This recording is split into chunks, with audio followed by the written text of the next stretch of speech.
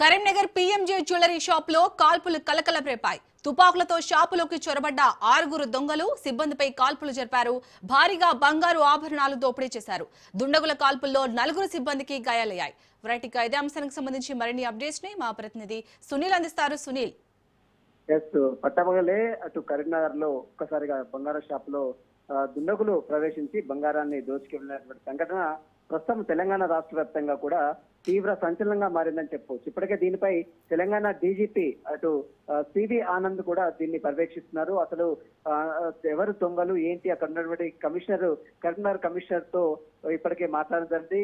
అయితే PMG jewellery shop లో ఎందుకు కాల్పులు చేయవచ్చింది, ఇక గుర్తు తెలియని వ్యక్తులు చేశారా, ఇతర రాష్ట్రాల వ్యక్తులు చేశారా, లేదా అక్కడ ఉన్నటువంటి షాప్ లో ఉన్నటువంటి వ్యక్తులు ఏమన్నా చేశారన్నది కోణంలో కూడా పోలీసులు దర్యాప్తు కొనసాగిస్తున్నారు. షాప్ లో సిబ్బందిపై ఒక్కసారిగా కాల్పులు జరపడంతో బంగారపు ఆభరణాలతో కూడా 4 సిబ్బంది ప్రస్తుతం అయితే ఆ షాప్ లో ఉన్నటువంటి 4 సిబ్బందికి పూర్తిగా గాయాలు కావడం. 2 బైక్లపై వచ్చి 4 దుండగులు ఈ యొక్క బంగారు ఆభరణాలు చోరీ చేస్తున్నట్టు కూడా తెలుస్తుంది. ఘటనా స్థలంలో 2 బుల్లెట్లు కూడా ఇప్పటికే పోలీసులు స్వాధీనం చేసుకుంది. మొత్తం మీద కరీంనగర్ జిల్లా కోర్టు చౌరస్తాలో ఉన్నటువంటి జ్యోతి నగర్ లో ఉన్నటువంటి ఒక జ్యువెలరీ షాపు లో ఒక్కసారిగా తుపాకులతో, అది కూడా పట్టపగలేదు. మనం సహజంగా ఇతర రాష్ట్రాల్లో బీహార్ లాంటి, యూపీ లాంటి, మధ్యప్రదేశ్ లాంటి రాష్ట్రాల్లో ఈ రకంగా దోపిడీ దొంగల్ని చూస్తుంటాం. కానీ పట్టపగటే తెలంగాణ రాష్ట్రంలో మొట్టమొదటిసారిగా గతంలో సైబరాబాద్ పోలీస్ స్టేషన్ కమిషనర్ పరిధిలో ఏ విధంగా అయితే చోరీ చేసి పాల్పడ్డారో అదే తరహాలో ఈ రోజు కరీంనగర్ జిల్లా మెయిన్ చౌరస్తా వద్ద జ్యోతి నగర్ లో కూడా అదే తరహాలో 4 దుండగులు బైక్ పై మీద వచ్చి ఒక్కసారిగా ఈ కాల్పులకు తెగబడ్డారు. దీంతో నలుగురు లోపల ఉన్నటువంటి 4 సిబ్బంది కూడా తీవ్ర గాయాలు కానుంది. మొత్తం మీద బంగారం మొత్తం కూడా చోరీ చేసి వీళ్ళని తెలిసింది. ఇప్పటికే క్లూస్ టీమ్ అధికారులతో పాటు టాస్క్ అధికారులు రంగంలో దిగారు. ఇక అక్కడ ఉన్నటువంటి సీసీటీవీ ఫుటేజ్ ద్వారా 5 అగంతకులు చేపట్టినట్టు కూడా ప్రస్తుతే పోలీసులు గుర్తించారు. అరగంట సేపు కాల్పులు జరిపారు. వారందరూ కూడా తీవ్ర భయభ్రాంతులకు గురి చేయడం జరిగింది. దీంతో పోలీసులు సమాచారం అందుకున్న తర్వాత వారు పరారైన తర్వాత అక్కడికి పోలీసులు చేరుకున్నట్టు కూడా తెలిసింది. అయితే దగ్గరలో ఉన్నటువంటి సీసీటీవీ కెమెరాల ఆధారంగా నిందితులు ఏ మార్గం నుంచి వచ్చారు, ఏ మార్గం నుంచి పోయారు, నిందితులు వేసుకొచ్చినటువంటి బైక్స్ కూడా చోరీ చేసి ఈ యొక్క ఘటనకు ఉపయోగించినట్లు కూడా పోలీసులు అయితే ప్రాథమికంగా నిర్ధారించారు. ప్రస్తుతము జ్యోతినగర్, కరీంనగర్ లో ఉన్నటువంటి జ్యోతినగర్ లో జరిగినటువంటి సంఘటనపై కూడా ప్రస్తుతం తెలంగాణ డీజీపీ సివి ఆనంద్ సైతము అక్కడ ఉన్నటువంటి కరీంనగర్ పోలీస్ కమిషనర్ గౌస్థలంతో కూడా మాట్లాడి సంఘటనకు సంబంధించిన అంశాలపై కూడా పూర్తిగా ఆరా తీస్తున్నారు. ఎందుకంటే ఇతర రాష్ట్రాల్లో జరిగినటువంటి మాదిరిగానే తెలంగాణ రాష్ట్రంలో శాంతి భద్రతలకు విఘాతం కలగకుండా చూసుకుంటామని చెప్తున్నటువంటి పోలీసులు ఈ రకంగా ఒక్కసారిగా దోపిడీ దొంగలు పట్టపగటిలో వచ్చి కాల్పులు చేసి బంగారపు ఆభరణాలు చోరీ చేసి తీసుకెళ్లారంటే వారు ఎవరు, ఇతర రాష్ట్రాల బిందులా లేక లోకల్ గా ఉన్నటువంటి కొంతమంది అదే సపోర్టర్స్ అన్న దానిపై కూడా ప్రస్తుతం అయితే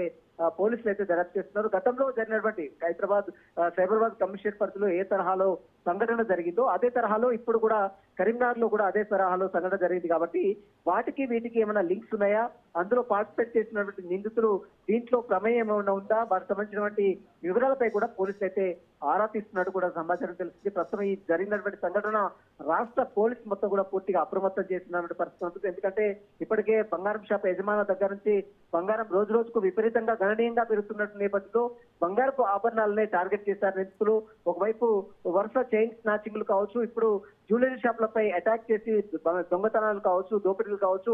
ఇప్పటికైనా బంగారం దుకాణదారులు సెక్యూరిటీ ఖచ్చితంగా ఏర్పాటు చేసుకోవాలి. ఎందుకంటే బంగారం ధరలు విపరీతంగా ఆకాశాన్ని అందుకున్నటువంటి నేపథ్యంలో దుండగుల చేతిలో, దుండగుల బారి నుంచి, అదేవిధంగా నిందితుల బారి నుంచి తప్పించుకోవాలంటే ఖచ్చితంగా సెక్యూరిటీ ఖచ్చితంగా ఏర్పాటు చేసుకోవాల్సిన అవసరం ఖచ్చితంగా ఉందంటూ కూడా ఇప్పటికే అధికారులు హెచ్చరికలు జారీ చేస్తున్నారు. ఇప్పటికే ప్రధాన బంగారం షాప్, జ్యువెలరీ షాపులు హైదరాబాద్ చూసుకున్నట్లయితే హైదరాబాద్, కరీంనగర్ మిగిలినటువంటి కొన్ని ప్లేసెస్ లో ప్రధాన పట్టణాల్లో కూడా జ్యువెలరీ షాప్ లో ఖచ్చితంగా సీసీటీవీ కెమెరాల మానిటరింగ్ కావచ్చు, సెక్యూరిటీని కూడా ఏర్పాటు చేసుకున్న దృశ్యాలు కూడా మనం చూసాం. కానీ ఇప్పుడు ఏకంగా కరీంనగర్ లో, జ్యోతినగర్ లో జరిగినటువంటి ఈ యుద్ధాంతము యావత్తు రాష్ట్రం మొత్తం తీవ్ర దిగ్భ్రాంతికి వ్యక్తం చేస్తుంది. ఎందుకంటే పట్టపాటిల్లి అది కూడా ఒక బంగారం షాప్ ఆభరణాలకు వచ్చి కాల్పులు జరిపి మరి బంగారాన్ని చోరీ చేశారంటే వారు పక్కా ఇతర రాష్ట్రాలకు చెందిన వ్యక్తులుగానే ప్రస్తుతం పోలీసులు అయితే అనుమానాలు వ్యక్తం చేస్తున్నారు. దీనికి సంబంధించిన వివరాలపై మాత్రం పూర్తిగా ఆధారాలు సేకరించే పనిలో ఉన్నారు. ఇప్పటికే క్లూస్ టీమ్ అధికారులతో పాటు డాగ్ స్క్వాడ్ అధికారులు కూడా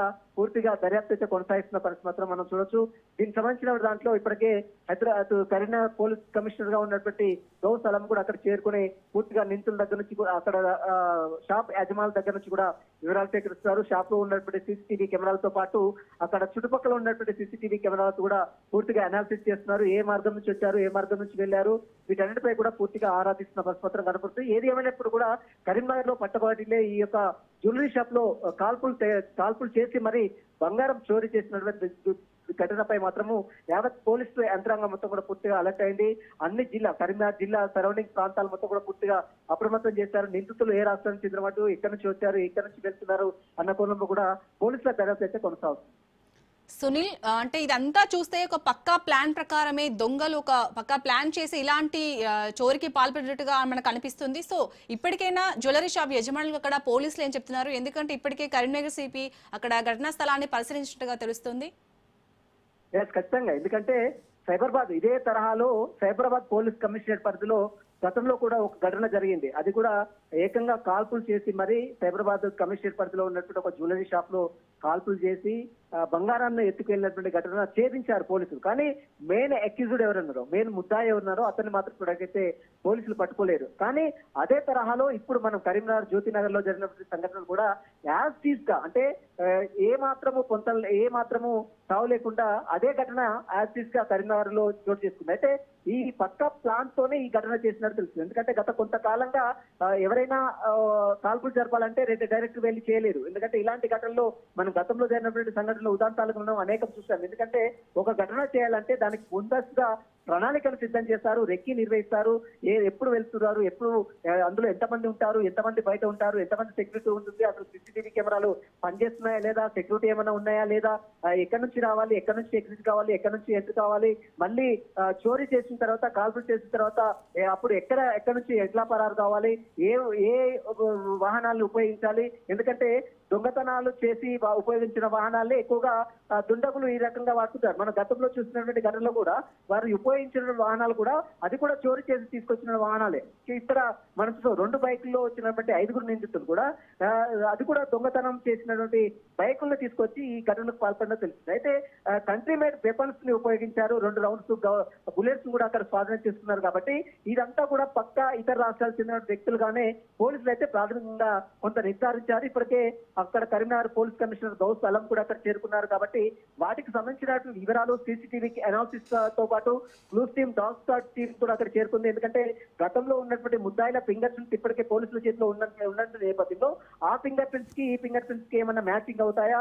ఎందుకంటే గతంలో జరిగినటువంటి సైబరాబాద్ కమిషనరేట్ పరిధిలో జరిగినటువంటి సంఘటన యాసిస్ ఏ తరహాలో జరిగిందో అదే తరహాలో ఇక్కడ కూడా జరిగింది. కాబట్టి వారికి వీరికి ఏమైనా దగ్గర సంబంధాలు ఉన్నాయా, వారికి ఏమన్నా లింకులు ఉన్నాయా అన్న కోణంలో కూడా పోలీసులు అయితే దర్యాప్తు కొడుతున్నారు. ఎంటైర్ ఇష్యూ సంబంధించిన విషయాలపై కూడా అటు తెలంగాణ డీజీపీ సిడి ఆనంద్ సైతము పూర్తిగా ఆరాధిస్తున్నట్లు కూడా సమాచారం తెలుస్తుంది. ఎందుకంటే యావత్ తెలంగాణ రాష్ట్రం మొత్తం కూడా కొంత శాంతి భద్రతలు దిగాతం కలగకుండా చూసుకుంటామని చెప్తుంటారు పోలీసులు. ఎందుకంటే దేశంలోనే నెంబర్ 1 స్థానంలో ఉన్నటువంటి ఈ తెలంగాణ రాష్ట్ర పోలీస్ శాఖ ఇప్పుడు ఏకంగా దుండగులు వచ్చి ఏకంగా ఒక చోరీ చేసి బంగారు ఆభరణంలో కాల్పులు చేసి మరి బంగారాన్ని చోరీ చేశారంటే ఈ యొక్క నెగ్లెన్సీ ఏ రకంగా ఉంది, అక్కడ ఉన్నటువంటి షాప్ నిర్వాహకుల నెగ్లెన్సీ కావచ్చు, అక్కడ ఉన్నటువంటి పెట్రోలింగ్ చేసేటువంటి పోలీసుల నెగ్లెన్సీ కావచ్చు, ఏ రకంగా ఉందో దీన్ని చూస్తే మనకు చాలా స్పష్టంగా అర్థమవుతుంది.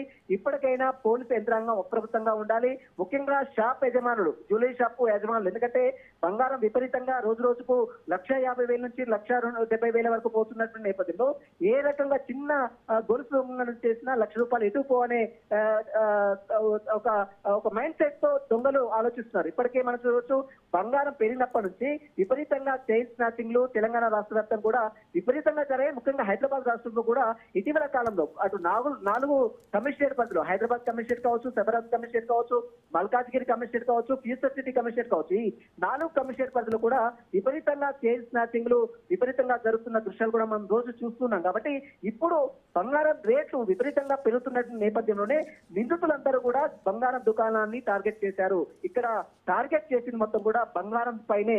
కాబట్టి బంగారం దుకాణదారులు ఇప్పటికైనా యజమానులు అప్రమత్తంగా ఉండాలి. అక్కడ సీసీటీవీ కెమెరాల్ని సిద్ధం చేసుకోవాలి. అవసరమైతే పోలీస్ సెక్యూరిటీని కూడా అక్కడ అంటే అవసరమైతే ప్రైవేట్ సెక్యూరిటీని లైసెన్స్ గన్తో పెట్టి అక్కడ సిబ్బందిని కూడా ఏర్పాటు చేస్తుంది. పెద్ద పెద్ద జ్యువెలరీ షాప్ లో మనం చూస్తుంటాం, హైదరాబాద్ లాంటి పెద్ద పెద్ద జ్యువెలరీ షాప్ లో సెక్యూరిటీ ఖచ్చితంగా ఉంటుంది. కానీ ఇది మారుమూల గ్రామాలు కాబట్టి, మారుమూల జిల్లాలు కాబట్టి అక్కడ సెక్యూరిటీ లోపం అయితే చాలా స్పష్టంగా కనబడుతుంది. ఇప్పటికైనా ప్రతి జ్యువెలరీ షాప్ యజమానులు బంగారం ఆభరణాలు అమ్మకాలు చేస్తున్నటువంటి ఈ యొక్క జ్యువెలరీ షాప్ యజమానులు మాత్రం ఖచ్చితంగా సెక్యూరిటీని అయితే అరేంజ్ చేసుకోవాలి. ఎందుకంటే ఈ దాడులు మున్ముందు మరింత పెరిగే అవకాశం ఉంది. ఎందుకంటే గణనీయంగా బంగారం ధరలు విపరీతంగా రోజు రోజుకు ఆకాశాన్ని అంటుతున్నటువంటి నేపథ్యంలో ఈ యొక్క ఈ యొక్క ఘటనలు ఉదాంతాలు ఇక ప్రతిసారి కూడా నిత్యం జరిగే అవకాశం ఉంది. ఇతర రాష్ట్రాలకు చెందినటువంటి నిందితులు వ్యక్తి నిర్వహించి పక్క ప్రణాళికతో ఈ రోజు కరీంనగర్ లో జ్యోతినగర్ లో జరిగినటువంటి సంఘటన ఏదైతే ఉందో ఇది మళ్ళీ జరగకుండా, మళ్ళీ పునరావృతం కాకుండా పోలీసులు సైతం అప్రమత్తంగా ఉండాలి. ఇలాంటి ఘటనలు చేస్తున్నటువంటి వారిపై కూడా ఖచ్చితంగా ఎన్కౌంటర్లు చేసే దిశగా చర్యలు తీసుకోవాలంటూ కూడా స్థానిక ప్రజలు కూడా కొంత ఆందోళన వ్యక్తం చేస్తున్నారు. ఎందుకంటే వెపన్స్ తో కాల్పులు చేస్తారు, లోపల సిబ్బంది పాపం పనిచేస్తూ ఉంటారు. వారికి ఏమైనా తగలనాటి చోట తగిలితే మాత్రం ప్రాణాలు కూడా పోయే ప్రమాదం ఉంది. కాబట్టి ఇప్పటికైనా రాష్ట్ర ప్రభుత్వము, రాష్ట్ర పోలీస్ యంత్రాంగం కూడా అప్రమత్తంగా ఉండాలి. ముఖ్యంగా జ్యువెలరీ షాప్ యజమానులు కూడా పటిష్టంగా అప్రమత్తంగా ఉండాలంటూ కూడా స్థానికులు అదేవిధంగా పోలీస్ సిబ్బంది కూడా వ్యక్తం చేస్తున్నారు. ప్రస్తుతం అయితే ఈ ఘటనకు సంబంధించిన విషయాలపై కూడా పోలీసులు అయితే కేసు నమోదు చేసుకుని దర్యాప్తు అయితే కొనసాగిస్తున్నారు. Right, thank you Sunil.